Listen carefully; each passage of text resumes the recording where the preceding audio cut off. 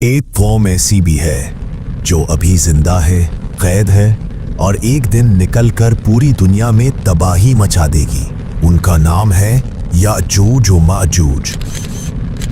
سورہ کہف میں اللہ تعالیٰ نے فرمایا اے ذوالقرنین، یاجوج و ماجوج زمین میں فساد پھیلانے والے ہیں۔ قرآن کے مطابق یہ دو وحشی قومیں اتنی خطرناک تھیں کہ ان کے خلاف قوموں نے حضرت ذوالقرنین سے مدد مانگی۔ ذوالقرنین نے لوہا اور پگھلا ہوا تانبا استعمال کر کے دیوار تعمیر کی، ایسی دیوار جسے آج تک وہ نہیں توڑ سکے۔ صحیح بخاری میں اللہ تعالیٰ یاجوج و ماجوج کو قیامت سے پہلے نکالے گا، وہ ہر طرف سے تیزی سے نکلیں گے۔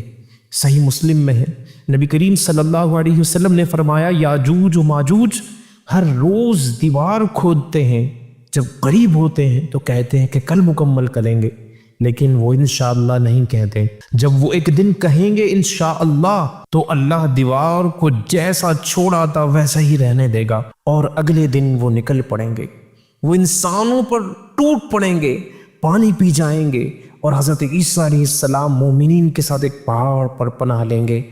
جب وہ نکلیں گے تو ہر چیز تباہ کریں گے، وہ اتنی تعداد میں ہوں گے کہ پہاڑ اور دریا ان کے سامنے کچھ نہ ہوں گے۔